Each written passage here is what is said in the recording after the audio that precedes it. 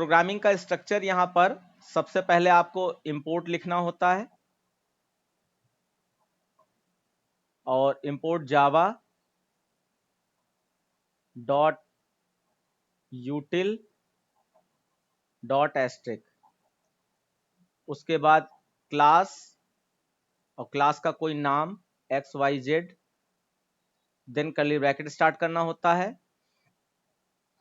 फिर आपका यहाँ पे public static void main, public static void main string ARGS। और कोई भी क्वेश्चन आपको बीच में लगे तो आप प्लीज बोलिएगा, पूछिएगा। सर यस बेटा। Sir public static void main का मतलब समझा दीजिए। अभी तुरंत समझना आपके लिए मुश्किल होगा, क्योंकि ये पब्लिक और स्टैटिक ये फंक्शन प्रोग्रामिंग जो होती है जावा में, तो उससे रिलेटेड है। पब्लिक का मतलब है कि जब हम लोग प्रोग्राम बनाते हैं तो उसमें प्राइवेसी लगाई जाती है, पब्लिक, प्राइवेट, प्रोटेक्टेड, 3 तरीके की होती है। तो यहाँ पे पब्लिक का मतलब है ये प्रोग्राम किसी दूसरे प्रोग्राम द्वारा एक्सेसिबल है, यानी इस प्रोग्राम में जो भी कोड लिखा गया है वो किसी दूसरे प्रोग्राम द्वारा इंपोर्ट कराया जा सकता है।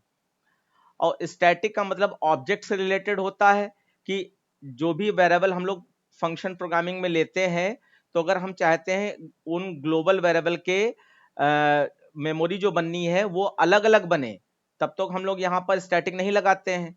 अगर हम चाहते हैं कि मेमोरी एक ही बने, ऑब्जेक्ट चाहे जितने हो जाएं, तो हम लोग यहाँ पे स्टैटिक लगा देते हैं। और वॉइड का मतलब है कि जो भी फंक्शन बन रहा है वो वैल्यू रिटर्न नहीं करेगा। और मेन का फंक्शन मतलब है कि कंप्यूटर में जो जावा का कंपाइलर है वो सिर्फ एक ही फंक्शन को पहचानता है, वर्ड ये मेन फंक्शन को। इसके अलावा जो भी फंक्शन हम लोग बनाते हैं वो यूजर इनपुट फंक्शन होते हैं, यूजर डिफाइंड फंक्शन होते हैं। और स्ट्रिंग ARGS ये आपका कमांड लाइन आर्गुमेंट होता है। कमांड लाइन आर्गुमेंट जब पहले आपका ब्लूजेन नहीं था, या जो भी सॉफ्टवेयर आजकल आप लोग यूज कर रहे हो ये नहीं थे, तो उस समय आपका जो है कमांड लाइन आर्गुमेंट के थ्रू हम लोग वैल्यू इनपुट करते थे, तो वो इस यहाँ पे लेना देना है। बाकी अभी के लिए इतना ही है, आपको इसको याद करना पड़ेगा। देन जब हम लोग फंक्शन प्रोग्रामिंग में जाएंगे तब इसका पब्लिक क्या होता है, प्राइवेट क्या होता है, प्रोटेक्टेड क्या होता है, उसका यूज कैसे करते हैं, ये सारी चीजें उसमें बताई जाएंगी।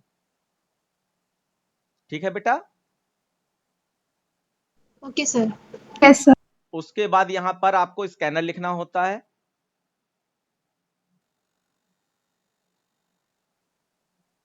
ये फिक्स फॉर्मेट है, हर बच्चे को इतना याद होना चाहिए। और ऐसे ही जितने क्वेश्चन पूछ सकते हैं प्लीज पूछते रहिएगा, जिससे लगे कि हाँ टू वे कम्युनिकेशन है, दोनों तरफ से बच्चे समझ भी रहे हैं, पूछ भी रहे हैं।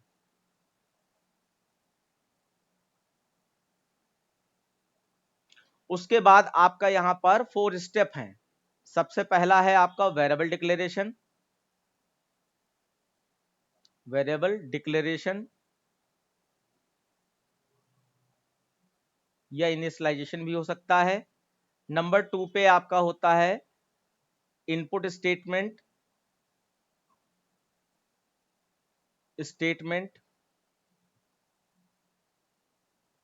नंबर 3 पे होता है आपका एनी कैलकुलेशन।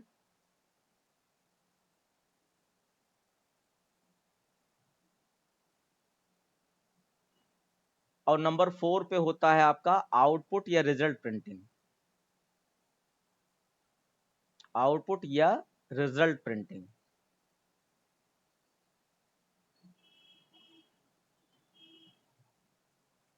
अब बच्चों यहाँ पे आप लोगों का थोड़ा सहयोग चाहिए, कि देखिए ऑफलाइन में होता है तो हम तो आपके चेहरे के एक्सप्रेशन और आंखों से जान जाते हैं कि आपको कुछ नहीं आ रहा है, तो हम खुद ही पूछ लें बेटा क्या नहीं आ रहा है।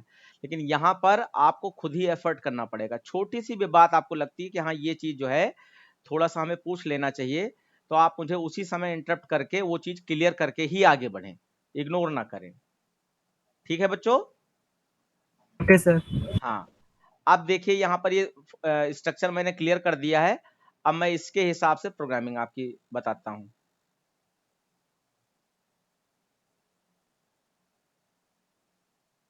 सर यस बेटा। सर वेरिएबल डिस्क्रिप्शन डिक्लेरेशन का मतलब क्या होता है? वेरिएबल डिक्लेरेशन का मतलब INT A, B इस तरीके से जब लिखते हो तो उसको वेरिएबल डिक्लेरेशन। वैसे एक प्रोग्राम मुझे समझा लेने दो, क्योंकि ये सारी चीजें जो मैंने बोली हैं वो उस प्रोग्राम में सारी चीजें एक्सप्लेन हो जाएंगी। ओके सर, हाँ, तो ये स्टेप ऑफ प्रोग्रामिंग हो गई, ठीक है। अब इसमें देखिए मैं पहला प्रोग्राम ले रहा हूँ जो आपके स्क्रीन पे आ चुका होगा। यहाँ पे web to input any two number, और उसके बाद है print sum of two number using scanner class. अब ये यूजिंग बफर रीडर भी हो सकता था या ब्लूजे मेथड से भी हो सकता था, यूजिंग स्कैनर क्लास है। तो यहाँ पर सबसे पहला देखिए जो मैंने फॉर्मेट लिखा था, सबसे पहले इंपोर्ट वाली लाइन होनी चाहिए, तो यूटिल करके है। दूसरा आपका ये पब्लिक ऑप्शनल है, यहाँ पे क्लास के साथ लिखा हुआ है, ये वाला जला सबसे किनारे। तो पब्लिक इसमें ऑप्शनल है, आप क्लास और क्लास का नाम देकर ये डायरेक्ट स्टार्ट कर सकते हैं।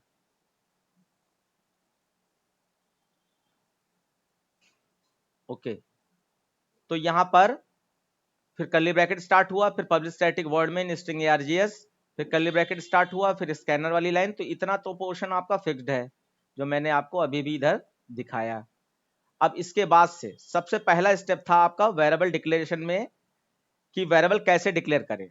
तो यहाँ पे बच्चों मैं बहुत आसान शब्दों में आपको ये बताने की कोशिश करूंगा कि एक चैलेंज होता है बच्चे के लिए जब प्रोग्राम आपका बनाना होता है, तो सबसे पहला चैलेंज होता है कि कितने वेरिएबल लें और किस टाइप के लें। होता है ये चैलेंज, प्रॉब्लम आती है यस सर। कि किसी भी प्रोग्राम में कितने वेरिएबल लें और किस टाइप के लें, ये वाली बात आती है सामने।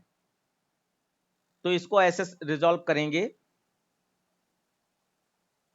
देखिए आप क्या करें कि जो भी क्वेश्चन दिया गया है, क्वेश्चन की दो लाइनें होती हैं स्पेशली।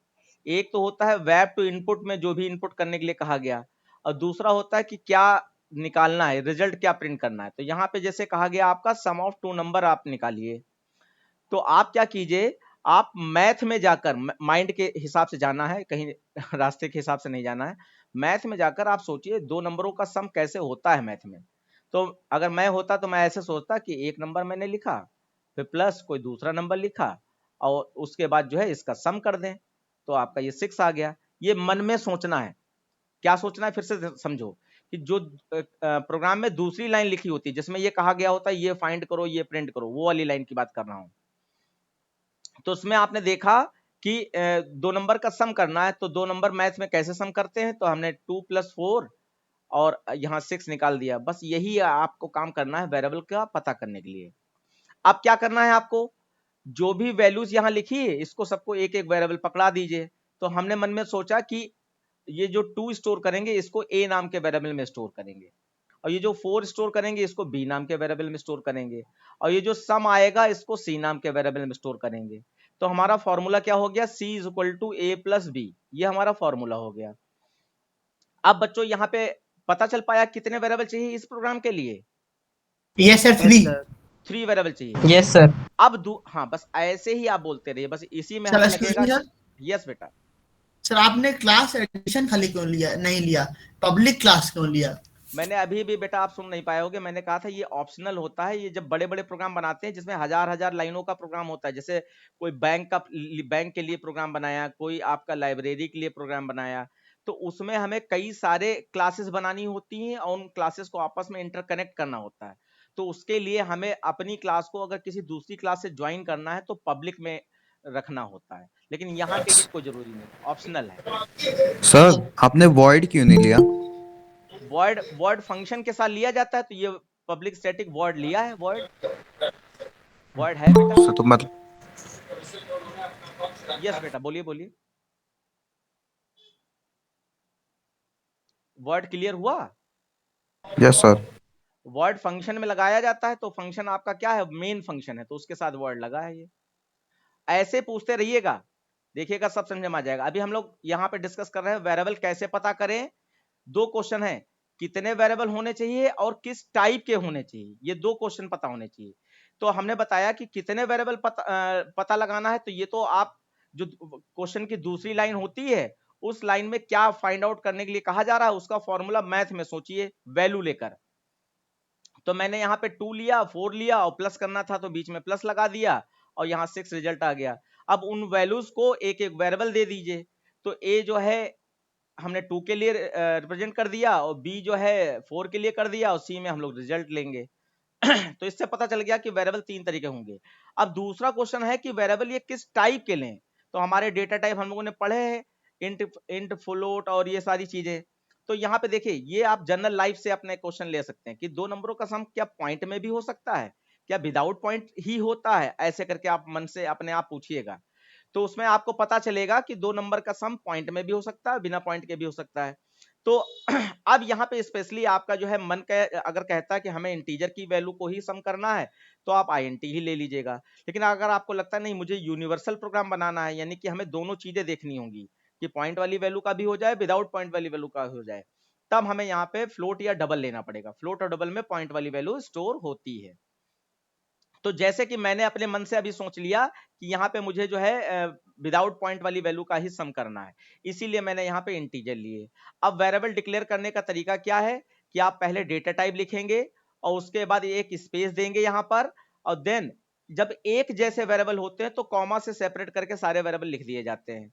तो यहाँ पे जैसे A, B, C और लास्ट में सबके सेमीकोलन लगता है, तो यहाँ पे सेमीकोलन लगा दिया गया। तो बेटा आपका यहाँ पे क्या आंसर मिल पाया कि वेरिएबल कैसे जाने और किस टाइप के होंगे, ये पता चल पाया कि कैसे पता किया जाएगा? Yes sir. Yes sir. Simple.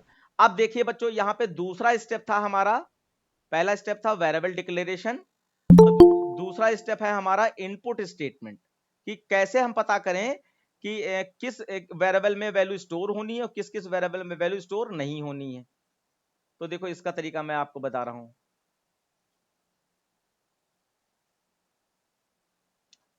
देखिए, क्वेश्चन की पहली ही लाइन में लिखा होता है कि क्या इनपुट करना है।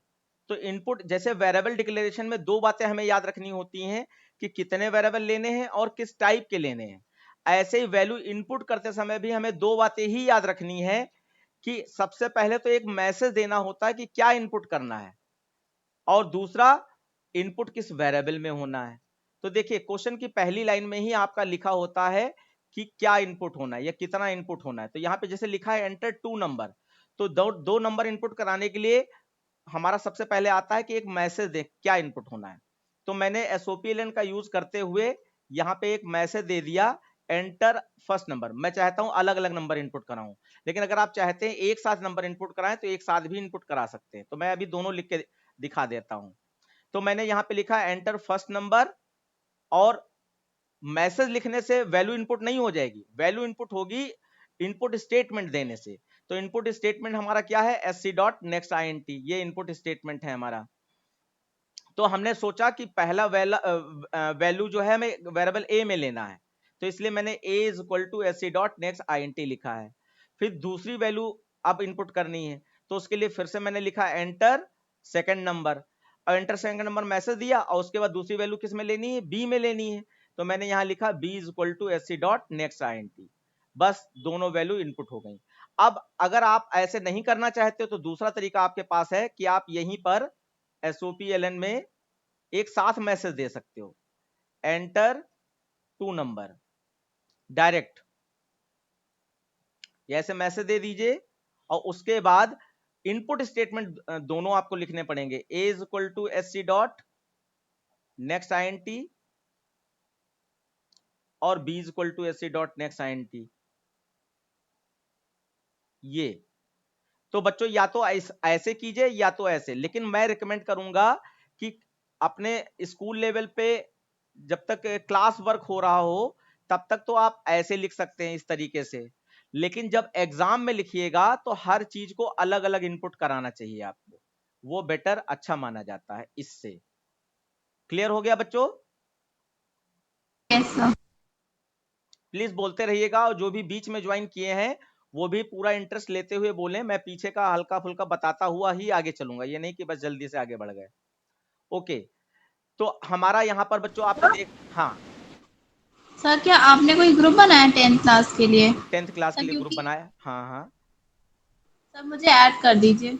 आप उसमें बस यही मैसेज टाइप करके भेज दीजिएगा व्हाट्सएप पे कि मेरा नाम ग्रुप में ऐड कर दिया जाए, ठीक है? तो मैं आपका भेज दूंगा। ओके, तो देखिए 2 स्टेप हम लोगों ने पूरे कर लिए। पहला स्टेप था वेरिएबल डिक्लेरेशन, दूसरा स्टेप था इनपुट स्टेटमेंट। लेकिन अभी आप लोगों के हिसाब से हो सकता है कि ये प्रोग्राम के 2 स्टेप पूरे हो गए, लेकिन मुझे मालूम है अभी मुझे बहुत कुछ बताना है इसी स्टेप्स में। अगला प्रोग्राम जब आएगा तब ये चीज पता चलेगी। अब तीसरा स्टेप है आपका एनी कैलकुलेशन। जैसे यहाँ पे आप देख रहे हो, ये तीसरा स्टेप है एनी कैलकुलेशन। तो कैलकुलेशन में बच्चों यहाँ पे आपने वेरिएबल डिक्लेयर करते समय फॉर्मूला तो पहले बना लिया था, c equal to a plus b. तो यही फॉर्मूला उठा के आपको कैलकुलेशन वाले पार्ट में रख देना होता है। देखिए मैं दिखा रहा हूं। आपने यहाँ पर 2 वैल्यू इनपुट कराने के बाद c equal to a plus b ये लिख दिया। नीचे साइड में आपने दिखाई पड़ रहा होगा आपको ये। सर यस बेटा। सर सी को 0 से इनिशियलाइज क्यों नहीं करा है? देखिए कुछ चीजें ऐसी होती हैं जो अगर हम इकट्ठा सब कुछ बता देंगे एक ही प्रोग्राम में तो आप कंफ्यूज हो सकते हो। इसलिए मैंने जो टेम्परेरी कुछ चीजें हैं कि हाँ ये भी ध्यान देना चाहिए, वो भी ध्यान देना चाहिए, तो उनको अभी इग्नोर कर रखा है। जैसे जैसे 2-4 प्रोग्राम हो जाएंगे, ये चीजें जो मुझे याद करानी है ये याद हो जाएंगी, तो मैं फिर वो चीजों को डिस्कस करना चालू कर दूंगा। तो कुछ स्टेप्स होते हैं, स्टेप के हिसाब से चलो तो बहुत फायदा होता है, इसलिए अभी नहीं। मतलब अभी बिगिनर लेवल पे चल रहे हैं ना हम लोग? बिगिनर लेवल पे चल रहे हैं। ठीक, ओके सर। ओके। तो हमारा यहाँ पे c equal to a plus B हो गया। देन मुझे आपका क्या करना है, फोर्थ स्टेप फॉलो करना है। फोर्थ स्टेप में था आउटपुट प्रिंट करें, तो आउटपुट हमारा c में आ चुका है, तो c को हम यहाँ पे SOPLN से प्रिंट कर देंगे। तो देखिए यहाँ पर मैंने एक मैसेज दिया पहले डबल कोट्स में, सम ऑफ 2 नंबर इक्वल टू, और फिर प्लस लगाकर यहाँ पर c लिख दिया है। जिन बच्चों को इनपुट स्टेटमेंट या आउटपुट स्टेटमेंट जो लास्ट क्लास में पढ़ाया गया था और बहुत डिटेल में पढ़ाया गया था, अगर उन्होंने क्लास अटेंड नहीं की है तो वो हमें बताएंगे। अगर वो ऐप में रजिस्टर्ड है तो ऐप में आपको ये डेटा मिल ही जाएगा, और नहीं तो आप हमें बताइएगा तो हम आपको पर्सनली वीडियो प्रोवाइड करा देंगे, क्योंकि उसको देखना जरूरी है। अब जैसे यहाँ पे ये छोटी छोटी चीजें हमें बताना मुश्किल होगा कि ये प्लस क्यों लगाया, इस प्लस का खाली इतना ही यूज है या कुछ और भी यूज है। ऐसे बहुत सारी चीजें हैं जो मैंने लास्ट क्लास में डिस्कस की हैं। ओके, तो ये आपका प्रोग्राम चल गया है। अब मैं इस प्रोग्राम को कंप्यूटर पे कैसे चलेगा, क्योंकि कई बच्चे जो है उनको लैब करने को नहीं मिलता है, तो बस मैं ये दिखाता हुआ चल रहा हूं कि आप ये भी देखते हुए चले। ऑनलाइन में बस यही फायदा है कि हम लोग जो है सारी चीजें लाइव देख सकते हैं।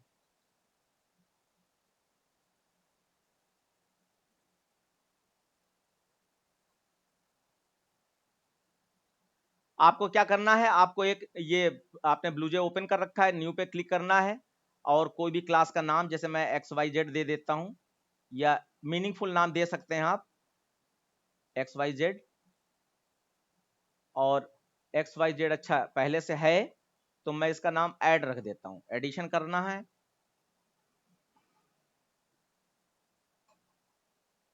ये ऐड आ गया। अब इस पे आप डबल क्लिक कीजिए या राइट बटन क्लिक कीजिए और ओपन एडिटर पे क्लिक करेंगे तो आपका ये सोर्स कोड खुल जाएगा। और इसमें ये पहले से जो लिखा होता है इसको कंट्रोल A से सिलेक्ट कर लेते हैं और डिलीट से डिलीट मार दीजिए। उसके बाद अपना प्रोग्राम यहाँ पे लिखिए। अब जैसे मैंने कॉपी पेस्ट किया है तो मैं कॉपी कर चुका हूँ, पेस्ट हो गया ये प्रोग्राम। अब यहाँ पे मुझे क्लास का नाम सेम कर देना है, या हो गया है, अपने आप ही हो गया है जैसे मैंने किया है। और इस पे बस आप कंपाइल पे क्लिक कीजिए, नीचे दिखाई पड़ रहा होगा नो सिंटैक्स एरर आ चुका है, और फिर इसको क्लोज कर दीजिए। देन अगेन आप यहाँ पे एडिशन पे क्लिक कीजिए और ये वर्ड मेन जो आपको दिखाई पड़ रहा है इस पे क्लिक कीजिए, और ये बॉक्स पे ओके कर दिया तो आपका टर्मिनल विंडो खुल के आएगी जिसमें आपका वो आउटपुट आएगा। तो सबसे पहले देखिए जो SOPLN में लिखा जाता है वही यहाँ पे प्रिंट होके आता है। तो SOPLN में पहला मैसेज हमने दिया था एंटर फर्स्ट नंबर, तो यहाँ पे मान लीजिए आपने 20 लिख दिया, एंटर प्रेस किया तो 20 पहुंच गया A नाम की मेमोरी में। sc.next int वाली जो लाइन लिखी थी उससे 20 A की मेमोरी में पहुंच गया।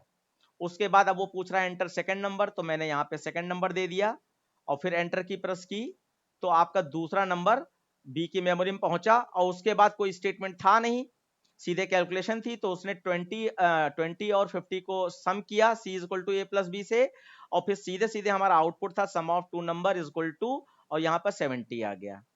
तो बच्चों यहाँ तक कोई क्वेश्चन है किसी का, किसी के मन में कोई बात आ रही, छोटी छोटी बात पूछ सकते हैं आप, कोई भी बात। क्लियर हो गया यहाँ तक? हाँ बेटा बताओ। सर आपने प्रोग्रामिंग में SOPLN क्यों नहीं लिखा, प्रिंट क्यों यूज किया?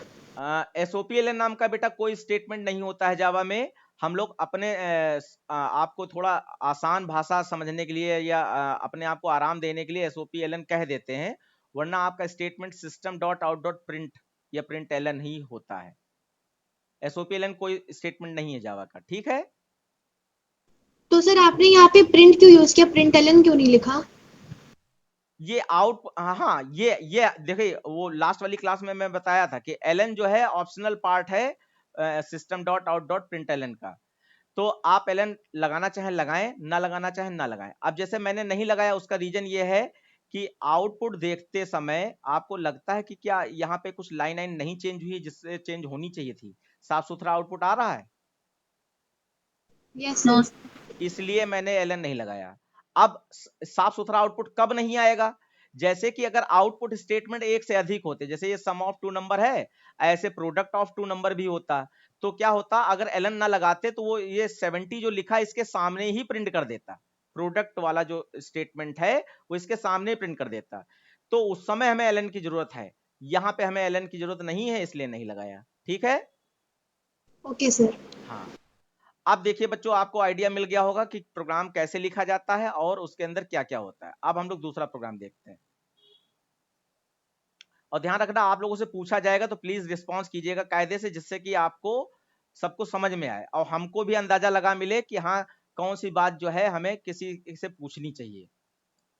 अब देखिए, यही प्रोग्राम मैंने बफर रीडर से लिख दिया है। अब इसको मैं अभी डिस्कस नहीं करूंगा, सेम प्रोग्राम बफर रीडर से लिखा हुआ है।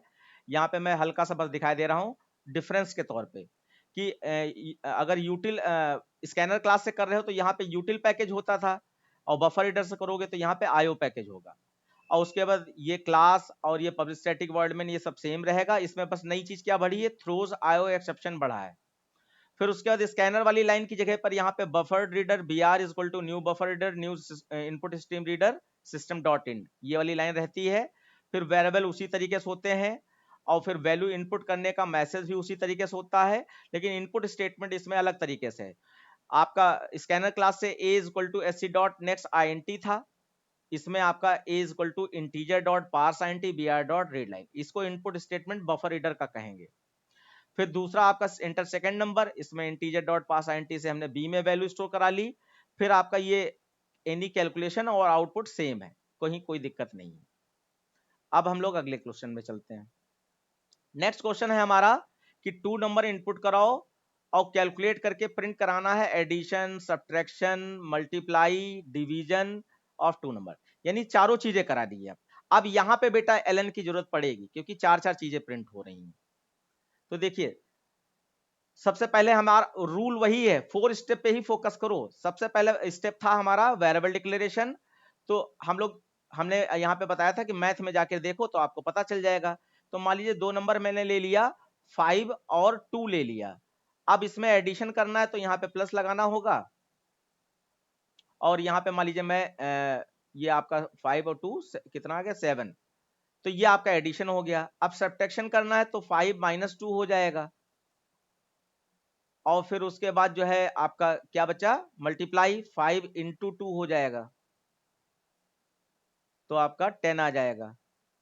और उसके बाद डिवीजन 5 डिवाइडेड बाई 2 हो जाएगा, तो आपका यहाँ पर 2.5 आ गया। अब बच्चों इस कैलकुलेशन को देख के आप लोग बताइए कि कितने वेरिएबल होने चाहिए। कैलकुलेशन देख के बताइए कितने वेरिएबल होने चाहिए। सर 5। म्यूट कर लिया कीजिए, जिससे बात खत्म हो जाए आपकी, तुरंत म्यूट कर लिया कीजिए। और बार बार सर 6। हाँ, बार बार रिपीट करने की जरूरत नहीं। 6। अब देखते हैं, मैं गिन के बताता हूं। जैसे कि 5 और 2 को तो A और B में ले लिया जाए, और फिर ये C में हो गया। अब 5 2 तो A B में स्टोर है ही, तो बार बार लेने की जरूरत नहीं है। तो ये C हो गया, इसको D ले लिया जाए, ये E हो गया, और ये आपका F हो गया। 6 ओवरऑल 1 2 3 4 5 6 वेरिएबल हैं। अब यहाँ पे दो बातें थी ना, पहली बात तो हो गई कितने वेरिएबल, दूसरी है कि उसका डेटा टाइप क्या हो। तो आप देख पा रहे होगे कि ABCDE ये तो इंटीजर वैल्यू के साथ वर्क करेगा ही करेगा, या कर सकता है। डिवीजन वाला डबल होगा, डिवीजन वाला डबल या फ्लोट होगा। तो बस यही आपको यहाँ पे अंदाजा मारना होता है। तो देखो यहाँ पे मैंने दो तरीके के वेरिएबल डिक्लेयर किए हैं। पहले तो आईएनटी में A B C D E पता, हाँ ई है, ठीक है। और उसके बाद आपका जो पॉइंट वाली वैल्यू थी उसके लिए फ्लोट या डबल ले सकते हैं, तो मैंने फ्लोट ले लिया है। तो वेरिएबल क्लियर हो गए कैसे निकाले गए? Yes sir. ओके। उसके बाद इनपुट स्टेटमेंट। तो इनपुट स्टेटमेंट में मैंने बताया था कि दो बातें हैं। सबसे पहली बात, मैं बार बार इसलिए रिपीट कर रहा हूं कि ये चीज याद होना बहुत जरूरी है। सबसे पहली बात थी कि क्या इनपुट करना है, उसके लिए एक मैसेज देना होता है। तो मैसेज आपका कहां से आएगा? क्वेश्चन की पहली लाइन से आएगा। मैसेज भी मैं बता रहा हूं कहां से आएगा, क्वेश्चन की पहली लाइन से। तो वहां पे आपको खाली एंटर 2 नंबर मैसेज देना है, तो एसओपीएलएन में या system.out.println में दे दिया। उसके बाद अब ये कमांड वाला तरीका मैंने यूज किया, अलग अलग नहीं किया है। तो 2 नंबर इनपुट करने हैं, तो यानी a is equal to ac.nextint और b is equal to ac.nextint से वैल्यू स्टोर हो गई। उसके बाद आप कैलकुलेशन करनी है, तो कैलकुलेशन का फिक्स है कि आप इकट्ठा करते चले जाइए। तो देखिए यहाँ पर c is equal to a plus B हो गया, d is equal to a minus B हो गया और e is equal to a into B हो गया। और फिर फ्लोट वाला देखिए f इज इक्वल टू और ब्रैकेट में float a divided by b हो गया। और उसके बाद क्योंकि रिजल्ट हमारे कितने आए हैं, 1 2 3 4 यानी 4 रिजल्ट आए हैं, तो यहाँ पर आपके 4 आउटपुट स्टेटमेंट होंगे। पहला, और मैसेज सबका अलग अलग दे सकते हैं। तो सम सी में है, सब्ट्रैक्शन डी में है, फिर मल्टीप्लाई है, फिर डिवीजन है। अगर आपकी इच्छा हो तो इसको चला के दिखा दिया जाए, नहीं अगर नहीं इच्छा है तो आप समझ लीजिए कि आपको समझ में आ गया। अब जिस बच्चे ने पूछा था, तो देखिए यहाँ पे एलन लगाया है मैंने, दिखाई पड़ रहा है बेटा? Yes sir. हाँ, ये एलन लगाया, वहां पे जरूरत नहीं थी, यहाँ पे जरूरत है। अब यहाँ पर अगर आप लोग नहीं पूछोगे तो मुझे एक क्वेश्चन पूछना पड़ेगा कि यहाँ पर मैंने ये फ्लोट ब्रैकेट में क्यों लगाया है? कौन बच्चा बताएगा? Explicit sir, explicit type conversion. नहीं, इसकी जरूरत क्या है, नीड क्या है, यहाँ क्यों लगाना है? सर डबल को आईएनटी में कन्वर्ट कराना है, फ्लोट वाले में। सर नहीं, बिकॉज डिवीजन यूज हो रहा है, तो डिवीजन में फ्लोट यूज होता है। Yes sir. नहीं, जैसे सर क्योंकि हाँ सर क्योंकि डिवाइड कर रहा है तो उसकी डिफॉल्ट वैल्यू वो थी डबल, तो डबल को हम लोग फ्लोट में कन्वर्ट कर रहे हैं। डबल को फ्लोट में कन्वर्ट कर रहे हैं। सर और बताइए, और बताइए, और बताइए, देखें क्योंकि अभी सब लोग गलत बोल रहे हैं।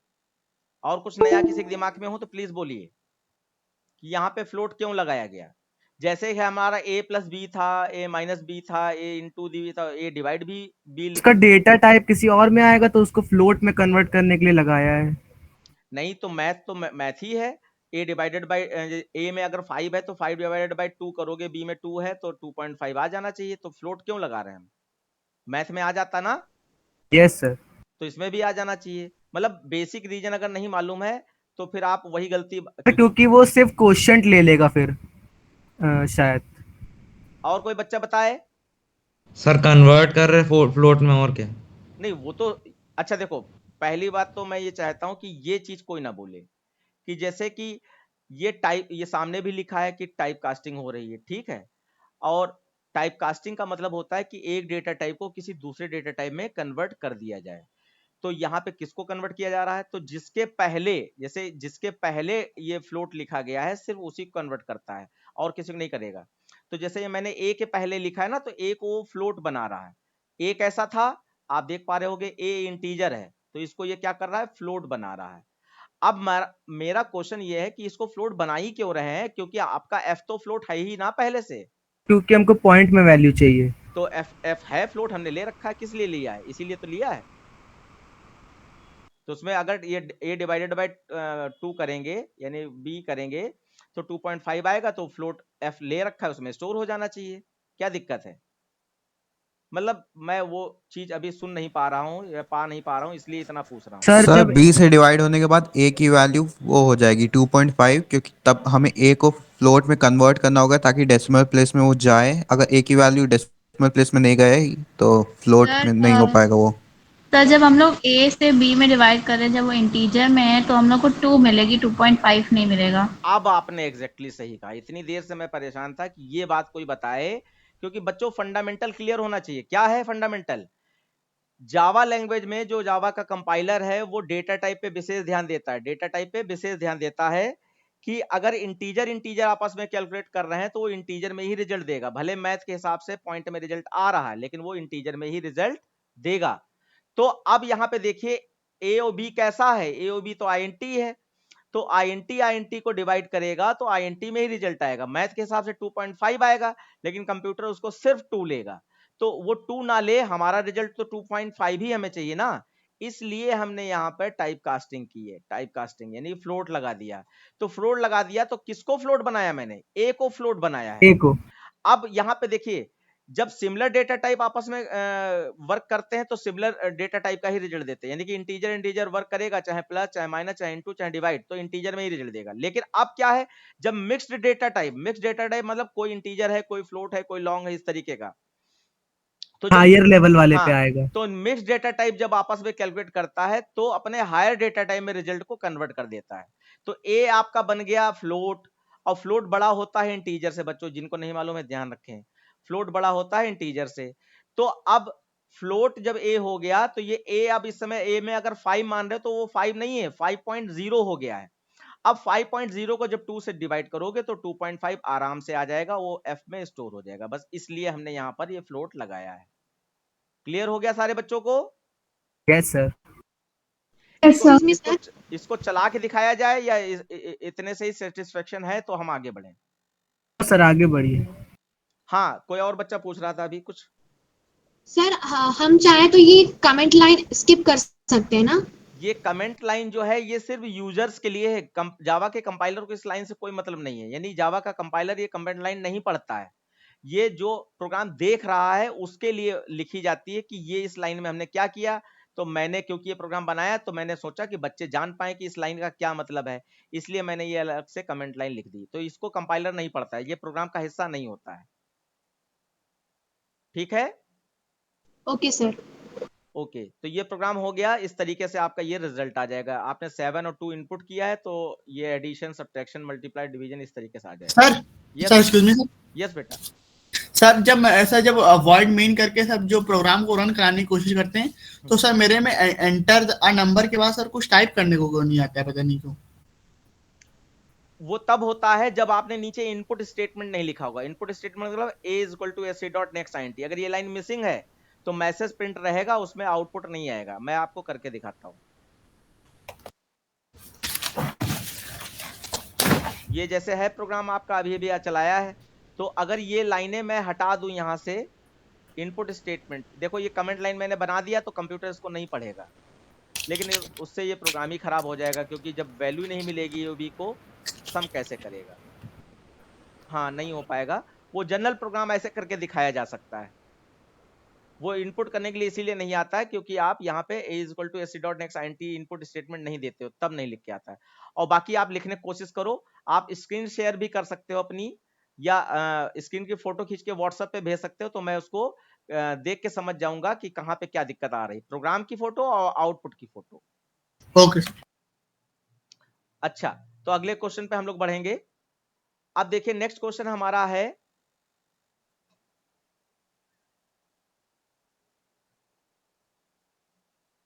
हाँ हमारा क्वेश्चन सामने आ चुका है।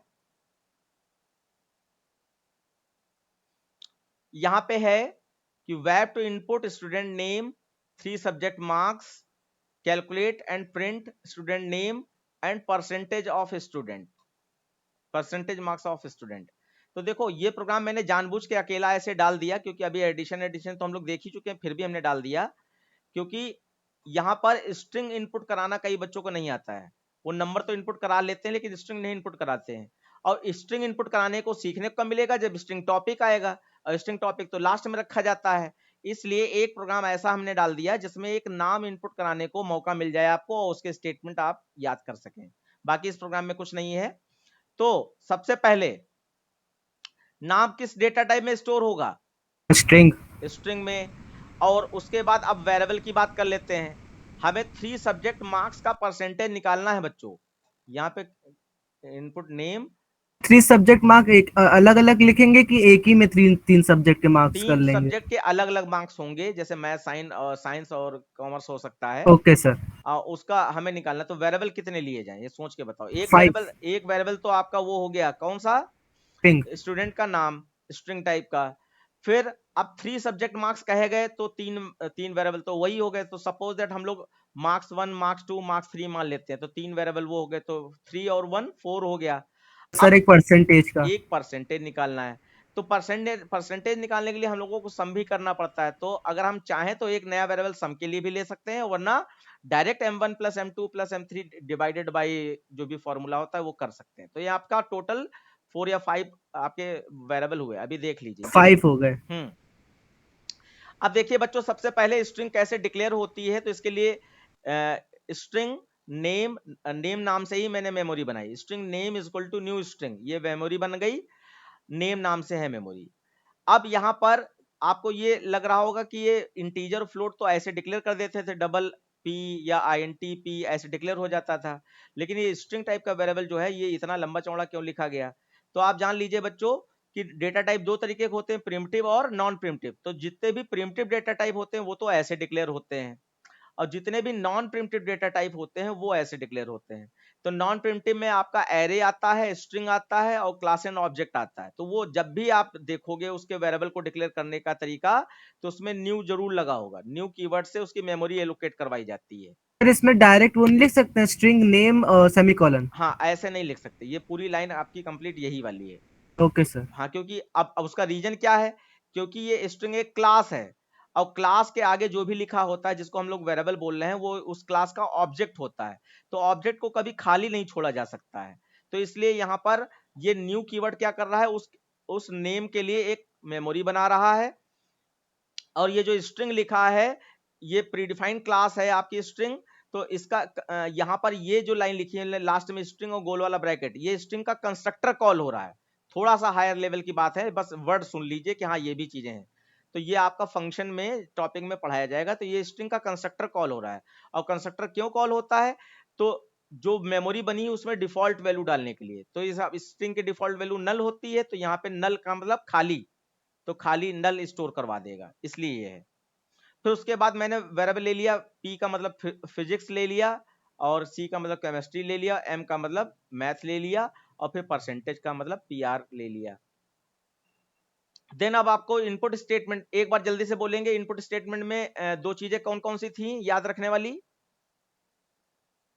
इनपुट स्टेटमेंट में क्या क्या याद रखना होता है दो चीजों में?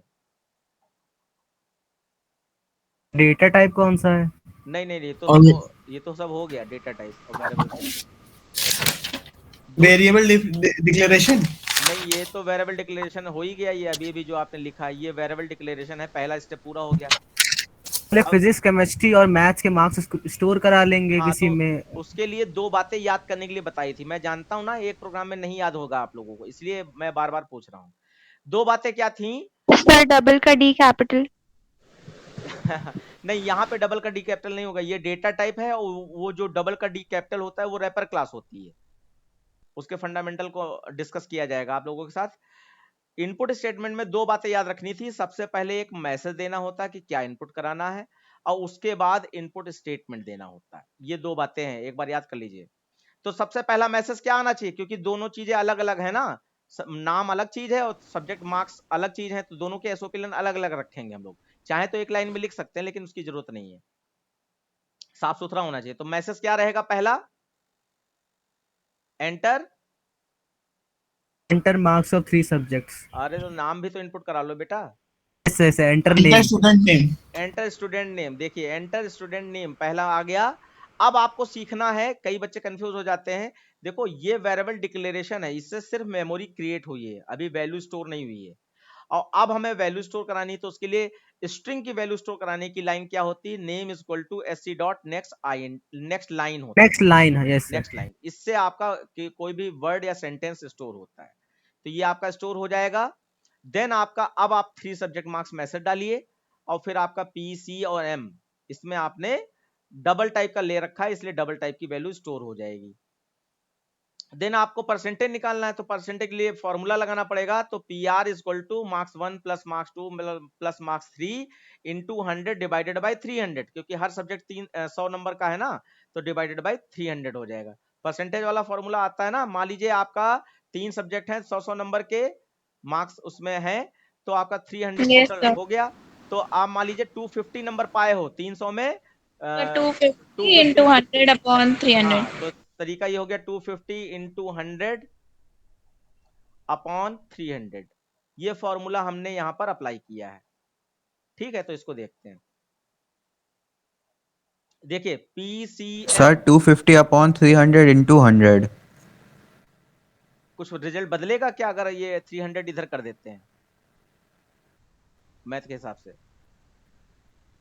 वैसे मैंने यहाँ पे क्या किया है, ये पूरे में किया है, ऐसे पूरे में।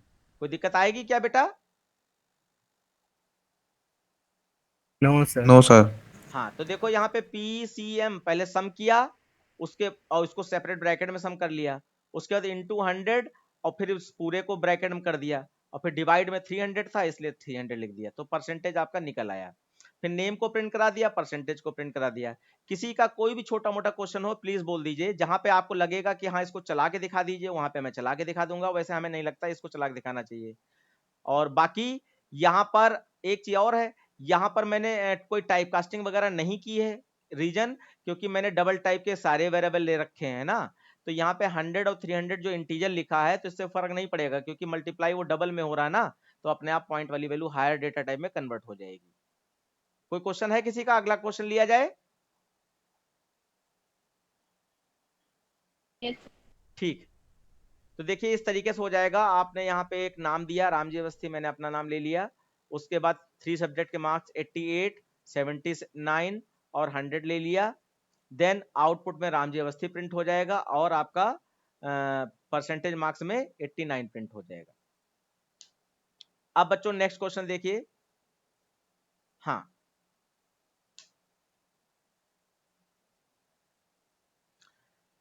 क्वेश्चन है where to input a money in. अब यहां से रियल क्वेश्चन स्टार्ट हो गया। अभी तक हम आपको बस इनपुट आउटपुट दिखाने की कोशिश कर रहे थे। एंटर मनी इन रुपीज, और फिर है आपका convert and print money in dollar and pound. यानी कि एक मनी इनपुट करना है जिसको आप रुपीज में समझिए और उसको डॉलर और पाउंड में कन्वर्ट करना है। तो यहाँ पे एक जनरल आइडिया दिया गया है, ये क्वेश्चन में गिवन होगा कि $1 इक्वल टू जो भी आजकल चल रहा है उसके हिसाब से होगा। मैंने कम ले रखा है, पुराना क्वेश्चन है।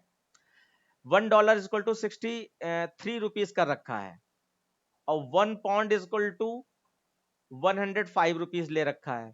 सर तो हाँ बेटा, सर मैंने जो अभी पहले वाला प्रोग्राम था वो रन कराया, जैसे आपने कहा था कि string S equal to new string करके करना है, मैंने स्ट्रिंग नेम लिखा तब भी रन हो गया। हाँ तो वो डिपेंड करता है, जो जावा के अलग अलग वर्जन आए हैं तो जो यस चीजें सर। दिक्कत कर रही थी उनको नए वर्जन में ओवरकम कर लिया गया है, तो वो चल जा रहा है। Okay sir. लेकिन जब आप क्लास एंड ऑब्जेक्ट का प्रोग्राम करोगे तो वहां पे कंस्ट्रक्टर होता ही होता है, तो उसको डिफॉल्ट वैल्यू चाहिए होती है। यहाँ पे ऑटोमेटिक हो रहा है, वहां पे करवाना पड़ेगा आपको। Okay sir okay. अब बच्चों जरा यहाँ पे पहला पॉइंट डिस्कस कर लिया जाए, वेरिएबल डिक्लेरेशन।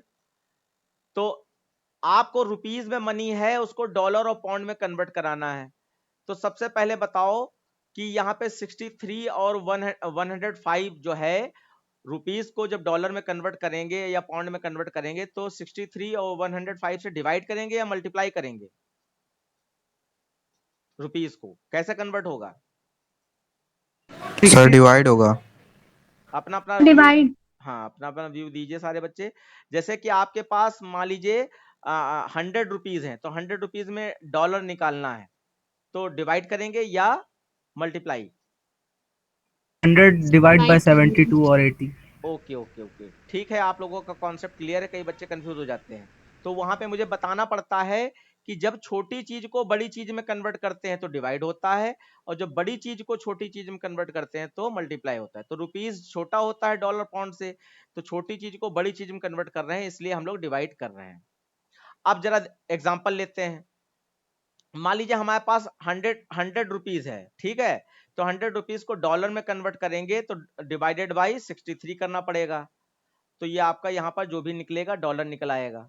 और उसके वो बाद क्वेश्चन में आपने $1 इक्वल टू 63 रुपीज लिखा है। हाँ, $1 का मीन्स 63 रुपीज है। Okay sir. और उसके बाद अब 100 रुपीज थी, उसको पाउंड में कन्वर्ट करना था, तो 105 से कन्वर्ट डिवाइड करना पड़ेगा, तो जो भी यहाँ रिजल्ट आएगा वो आ जाएगा। तो ये हमारा फॉर्मूला बना। अब वेरिएबल डिक्लेयर करना है, तो ये 100 क्या है आपके हिसाब से? अभी मैं बोल रहा था 100 को क्या मान रहे हैं? 100 रुपीज। रुपीज है। Sir rupees. हाँ, तो इसके लिए हम लोग आर कह सकते हैं इसको। Yes sir. हाँ, जो बच्चे नहीं बोल Yes, रहे sir. हैं तो वो बच्चे जो है पार्टिसिपेट नहीं कर रहे हैं। देखिए, हम लोगों का जो माइंड होता है सबकॉन्शियस माइंड और कॉन्शियस माइंड होता है। कॉन्शियस माइंड से हम लोग पढ़ रहे हैं और सबकॉन्शियस माइंड में वो सारी चीजें जो हम मान रहे हैं, एक होता है हम पढ़ रहे हैं, एक होता है हम जो पढ़ रहे हैं वो मान भी रहे हैं। तो जो मान रहे हैं वो हमारे सबकॉन्शियस माइंड में जाता है। तो जब हम लोग बोलते हैं चीजों को तो वो सारी चीजें सबकॉन्शियस, क्योंकि बोलेंगे तो हम ही, तो अंदर से ही चीजें निकल के आएंगी, तो सबकॉन्शियस माइंड में जाती हैं, वही फिक्स्ड रूप से लंबे समय तक टिकी रहती हैं। अगर आप बोलना ही नहीं चाहते हो, शांत ही रहोगे, तो फिर वो पिक्चर चल रही है तो वो वाला काम प्लीज ना कीजिए, ठीक है। तो रुपीज के लिए तो मैंने आर ले लिया, और रिजल्ट वेरिएबल डॉलर और पाउंड में निकालना है तो ये आपका डी हो जाएगा और ये आपका पी हो जाएगा। अब यहाँ पे 63 और 105 को कोई वेरिएबल का नाम देना चाहिए क्या? Yes sir. No sir. Yes sir. No sir. No sir. हाँ, अब ध्यान दीजिए, इसके पीछे जो लॉजिक है वो मैं बता दूं आपको। सर दे भी सकते हैं, नहीं भी दे सकते हाँ, हैं ये सर, भी जरूरी नहीं है। हाँ, ये भी बात सही है कि दे भी सकते हैं और नहीं दे सकते, लेकिन दे सकते वाली जो बात है वो वो ऐसी बात है कि वो जबरदस्ती की गई कि हमने दे दिया 65 प्रोग्राम को पे एक। डिपेंड करेगा, अगर दिया होगा तो हाँ दे देंगे। हाँ, नहीं, लेकिन यहाँ पे प्रोग्राम वाली बात नहीं, मैं जो समझाना चाहता हूँ उस पर समझिए। देखिए, जरूरी नहीं होती कभी। हाँ, किसी प्रोग्राम में अगर कोई फिक्स्ड वैल्यू आती है तो उस फिक्स्ड वैल्यू को कोई भी वेरिएबल का नाम देने की जरूरत नहीं होती। दे दिया तो दे सकते हैं, ऐसा नहीं है, लेकिन देने की जरूरत नहीं होती है। लेकिन अगर किसी प्रोग्राम में सारी वैल्यू हैं जो बदलती रह सकती हैं तो उसमें सारे वेरिएबल के नाम को, मतलब वैल्यूज को वेरिएबल का नाम देना ही पड़ेगा।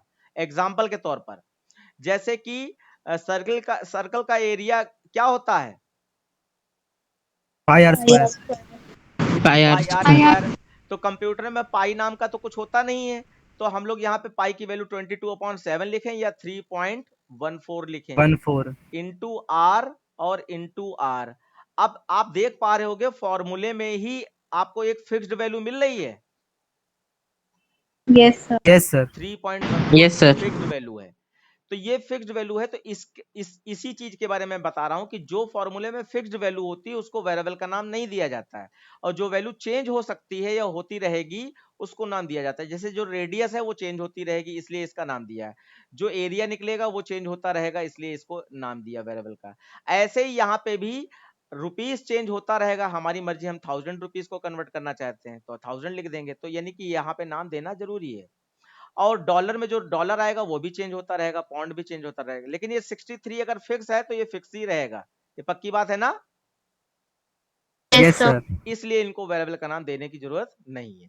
तो हमारे टोटल 3 वेरिएबल हो गए। अब किस टाइप के, डबल या इंटीजर? डबल। यहां पे मैं एक गेस दे दूं बच्चों, जहां पे आपको लगे कि पॉइंट भी हो सकता है और विदाउट पॉइंट भी हो सकता है तो वहां पे डबल ही ले लीजिए, पॉइंट वाली वैल्यू का झंझट ही छोड़ दीजिए कि बिना पॉइंट क्या होगा।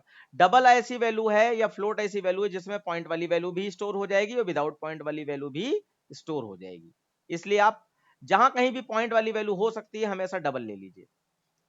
ओके, तो देखिए यहां पर वेरिएबल में मैंने डबल लिया है, double R D P, rupees dollar pound. फिर उसके बाद वैल्यू इनपुट करनी, तो यहां पर मैसेज की पहली लाइन से ले लेते हैं, एंटर मनी इन रुपीज। अब यहाँ पे कुछ बच्चे ये कंफ्यूज हो सकते हैं, तो मैं उनसे पूछना चाहूंगा जो वाकई में कंफ्यूज हो, जिनको बिल्कुल कॉन्सेप्ट क्लियर हो, प्लीज वो ना बोले। 3 वेरिएबल मैंने यहाँ पे लिए हैं, अब इनपुट स्टेटमेंट आपको लिखना है sc.next डबल वाला। तो कितने कितने इनपुट स्टेटमेंट यहाँ पे होंगे? जो कंफ्यूज हैं वो बोलें, जिनको क्लियर है वो बिल्कुल ना बोलें। अब कोई कैसे कहेगा कि हम कंफ्यूज हैं? प्लीज हिम्मत करो, यही तो सीखने आए हो। मतलब r is equal to sc.next double, d is equal to sc.next double, p is equal to sc.next double, इस तरीके का कितनी लाइनें रहेंगी? 3। ओके, और कोई बच्चा बोलना चाहता है? सर 3 रहेंगी। अब यहीं से आपको इनपुट स्टेटमेंट सीखने का मौका मिल रहा है। अभी तक ऊपर जो पढ़ा सर 5 मिलेंगी।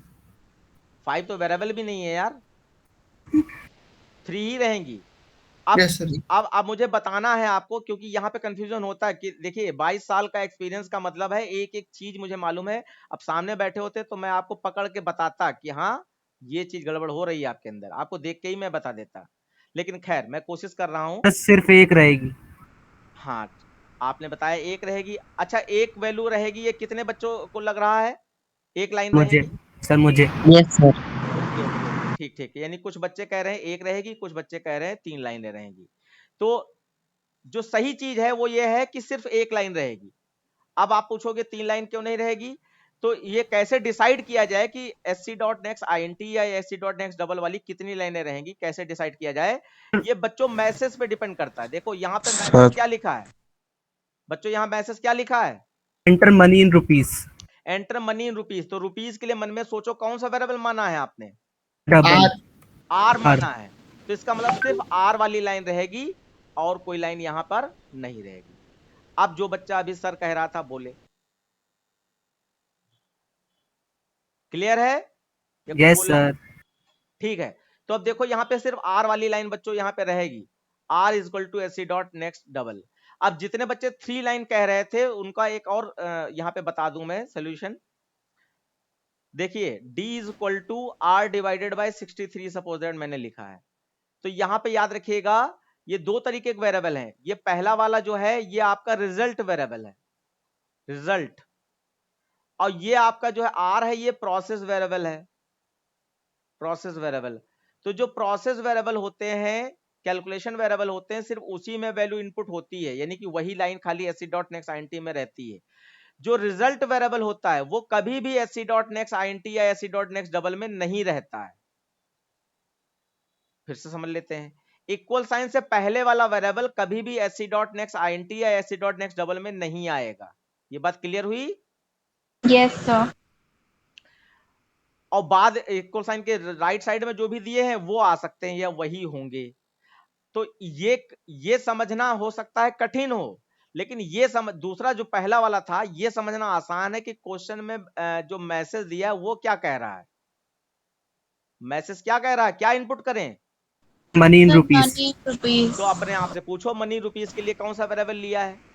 सर मतलब जिस वेरिएबल पे हमको कैलकुलेशन करानी है बस उसको इनपुट करा लें और उस पे जिस पे कैलकुलेशन हो रही है उन पे कैलकुलेशन करके मैसेज प्रिंट कर दें। हाँ, तो उसको ऐसे ना समझो, उसको ऐसे समझो कि जो आपने पहली क्वेश्चन की पहली लाइन से मैसेज उठाया है उस मैसेज का जो मतलब है वो जिस वेरिएबल से मतलब रखता है सिर्फ वही वेरिएबल यहाँ पे रहेगा और कोई वेरिएबल नहीं रहेगा।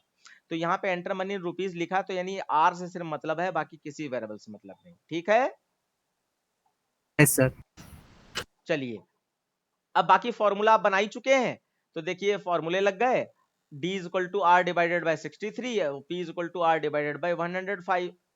और उसके बाद रिजल्ट प्रिंट कराना है, तो दो रिजल्ट हैं, दोनों को अलग अलग आप प्रिंट करा दीजिए। तो मनी इन रुपीस। अच्छा, मैंने यहाँ पे आउटपुट के साथ में इनपुट भी प्रिंट करा दिया कि थोड़ा सा अच्छा लगेगा कि अच्छा ये रुपीस थी, डॉलर में कन्वर्ट होके ये आया और पाउंड में कन्वर्ट होके ये आया। लेकिन सर ज्यादातर ये नहीं प्रिंट कराते हैं, ये वाला नहीं प्रिंट कराते हैं, सीधे यही प्रिंट कराते हैं। तो आप जो है चाहे तो इनपुट करा सकते हैं प्रिंट। हाँ बताइए बेटा क्या पूछ रहे हैं? सर अगर हम लोग ये सब वेरिएबल्स ना लें डी और पी और डायरेक्टली SOPLN में कर दें कैलकुलेशन। हाँ बिल्कुल कर सकते हैं बेटा। ये जो पार्ट था ना आपका r डिवाइडेड बाय 63 और r डिवाइडेड बाय 105, तो ये चीज आप अगर उठाकर यहाँ पर या यहाँ पर रख दें तो अपने आप कैलकुलेशन भी हो जाएगी और वैल्यू भी प्रिंट हो जाएगी। आपको खाली r लेना पड़ेगा, d और p छोड़ सकते हैं आप। लेकिन मैं बिल्कुल ऐसा नहीं कहूंगा कि आप ऐसा करें। ये तब आप कर सकते हैं जब आप काफी स्मार्ट हो जाएंगे, हमारा कोर्स पूरा हो चुका होगा, तब आप अपने मन से कर सकते हैं। लेकिन इसमें आपसे झंझट ये हो सकता है कि कहाँ पे प्लस लगेगा बीच में SOPLN में, कहाँ पे नहीं लगेगा, कोई और कैलकुलेशन में ब्रैकेट लगाना भूल गए इस तरीके का, तो आपका कट भी सकता है मार्क्स। इसलिए वेरिएबल आपको लेने चाहिए। सर आर की जगह ए ले सकते हैं? हाँ देखो यहाँ पे जैसे रुपीज इनपुट कराना, तो रुपीज मान लीजिए 1000 है, तो ये 1000 रुपीज किसी मेमोरी में स्टोर होगी। अब उस मेमोरी को हमारी मर्जी हम नाम आर दें और हमारी मर्जी हम नाम ए दें। जो नाम दे देंगे उसी नाम से वो मेमोरी जानी जाएगी और उसी नाम के साथ हमें कैलकुलेशन करने को मिलेगा। तो वेरिएबल के नाम से कोई फर्क नहीं पड़ता, लेकिन हमारा बोर्ड कहता है कि मीनिंगफुल वेरिएबल के नाम लीजिए। तो नहीं रुपीज ले सकते हो तो आर ले लो, इतना मीनिंगफुल हो जा रहा है। नहीं डॉलर ले सकते हो, पूरा नहीं लिख सकते हो तो डी ही ले लो। ये है इसका फंडामेंटल। ठीक है बेटा? Yes sir. ओके, अब हम लोग आगे चलते हैं, एक क्वेश्चन और कराएंगे फिर हो गया, ठीक है। तो ये इस तरीके से हुआ है कि रुपीज में मैंने 136 लिया है, पहले रुपीज प्रिंट कराया तो रुपीज वो प्रिंट हो गया, फिर डॉलर में ये बनेगा जाकर और पाउंड में आपका ये बनेगा जाकर, इस तरीके से इनपुट आउटपुट आ जाएगा। ओके, अब यहां पर ये क्वेश्चन थोड़ा सा अलग है, इसको मैं बाद में देखूंगा, ज्यादा समझाना पड़ेगा, छोटा क्वेश्चन कोई ले लिया जाए। हाँ ठीक है, ये वाला ठीक है। देखिए, enter principal amount comma rate of interest and time, calculate and print simple interest and compound interest. तो यहाँ पे सिंपल इंटरेस्ट का फॉर्मूला तो सबको ही पता है, क्या यस है? Sir, PRT/100। हाँ, तो सिंपल इंटरेस्ट का देखो, मैं वेरिएबल बनाने की कोशिश कर रहा हूँ, यानी कुल मिला के वेरिएबल कितने होंगे, किस टाइप के होंगे, फॉर्मूला बना लीजिए। 5 वेरिएबल्स होंगे। हाँ, तो SI is equal to P into R into T, और ये एक साथ मल्टीप्लाई हो जाएं, देन डिवाइडेड बाय 100। ये ऐसे ही CI इज इक्वल टू, तो पहले मैं मैथ वाला फॉर्मूला कई बच्चे नहीं जानते हैं तो अमाउंट माइनस प्रिंसिपल। हाँ, तो वो वाला फॉर्मूला मैं नहीं लगा रहा हूँ, मैं यहाँ फॉर्मूला लगा रहा हूँ, आप पहचानने की कोशिश कीजिए। P और फिर यहाँ पे 1 प्लस R/100 yes sir, yes sir. Power N की पावर n माइनस -1। ये वाला फॉर्मूला मैं लगा रहा हूँ। टाइम है ना? ये n का मतलब टाइम है, यस सर। तो ये वाला फॉर्मूले से आपको माइनस माइनस करने की जरूरत नहीं पड़ेगी, अपने आप आपका ये CI निकल आएगा, ठीक है। ओके, तो वेरिएबल आपने देख लिए 1 2 3 4 5 वेरिएबल की जरूरत, हाँ 6 NB है, 6 वेरिएबल की जरूरत हमें पड़ रही है, नहीं 6 नहीं 5 ही है, वो मैंने n लिख दिया एक जगह पर, एक जगह पर t लिख दिया, वो टाइम ही है। अब यहां पर पॉइंट वाली वैल्यू हो सकती है बच्चों, यस सर। तो इसलिए हमें यहां पर डबल टाइप कर लेना चाहिए, तो मैंने देखिए डबल में ही सबको ले लिया, PRT SI CI, ठीक है, ये सब डबल का। और मैंने फिर अब क्योंकि मैं समझ चुका हूं कि इनपुट अलग अलग कराना चाहिए, तो मैंने अलग अलग ना कराकर ये भी समझ चुका हूं कि अपने पर्सनल लेवल के लिए अगर आप करना चाहते तो एक साथ ही दे दीजिए। तो enter principal amount comma rate of interest and time, message दिया, और प्रिंसिपल अमाउंट P में है, P is equal to SC dot next double, और R में SC डॉट नेक्स्ट डबल आपका रेट ऑफ इंटरेस्ट हो गया, T में टाइम हो गया, फिर SI और CI का फॉर्मूला लगा दिया। फॉर्मूले में बच्चों यहाँ पर ये जो पावर है ये मैथ डॉट पावर से निकाली जाएगी, तो देखो यहाँ पे मैंने ये आप देख पा रहे हो ये P लिखा है, तो P को मैंने यहाँ पे P ऐसे लिख दिया, फिर वहां पे मल्टीप्लाई होना चाहिए, मल्टीप्लाई लगा दिया, और फिर आपका पावर मैथ डॉट पावर से निकलेगी, और किसकी पावर निकालनी है, 1 प्लस R/100 इसकी पावर निकालनी है, और फिर कॉमा कितनी पावर निकालनी है, कॉमा T। तो मैथ डॉट पावर का फॉर्मूला होता है कि किसकी पावर निकालनी पहले वो लिखो, फिर कॉमा कितनी पावर निकालनी फिर वो लिखो, तो T लिख दिया, फिर -1 कर दिया। यहां पर किसी को कोई दिक्कत? No sir. No sir. उसके बाद यहाँ पे SI CI प्रिंट करा देना, तो ये आपका SI और CI रिजल्ट के रूप में प्रिंट हो जाएगा। तो बच्चों अच्छा लगा, आज आप लोगों ने काफी मतलब मेरा भी मनोबल बढ़ाया कि ऑनलाइन क्लास खराब नहीं होती है, खराब होते हैं हम लोग, कि अगर हम पढ़ना ही नहीं चाहते तो हर तरीके की दिक्कतें हैं, अगर हम लोग पढ़ना चाहते हैं तो हर तरीके की सुविधाएं हैं और हर तरीके की अच्छाई है हमारे जीवन में। अभी ऑफलाइन में ही आप आओ, और कई बच्चे ऐसे करते हैं ना, पीछे वाली सीट पे बैठते हैं और फिर हमारी सीट खराब करते रहते हैं, अपना पेन चिड़िया और जाने क्या बादल बनाया करते हैं, तो वो नहीं पढ़ना चाहते तो उनको कौन जबरदस्ती पढ़ाएगा, लेकिन जो पढ़ना चाहता है उसके लिए ऑफलाइन ऑनलाइन का कोई फर्क नहीं होता है। आज आप विश्वास नहीं करोगे, मेरे पास 12th और 10th दोनों के बैचेस ऑनलाइन वाले चल रहे हैं, एक दिन आपका चलता है, कल उनका चलेगा 12th वालों का, तो मेरे पास ऑनलाइन में एडमिशन हो रहे हैं, ऑफलाइन तो हमारा भर ही गया है, भर रहा है, लेकिन ऑनलाइन में भी मेरे पास बच्चा कह रहा है कि मुझे ऑनलाइन ही पढ़ना है, क्योंकि वो समय बचा रहा है ऑनलाइन। ऐसे आपको आने जाने में इतना टाइम बर्बाद होता है और बहुत सारी दिक्कतें का सामना करना पड़ता है, मौसम खराब हो गया, साइकिल पंचर हो गई, स्कूटी टकरा गई, कहीं दुनिया भर के बवाल होते हैं, घर में आराम से बैठे हो और जो उद्देश्य था कि हम पढ़ना चाहते हैं तो पढ़ रहे हो। अच्छा आप बताओ यहाँ पर हम क्या ऐसा नहीं करा पा रहे हैं जो ऑफलाइन में हो जाता?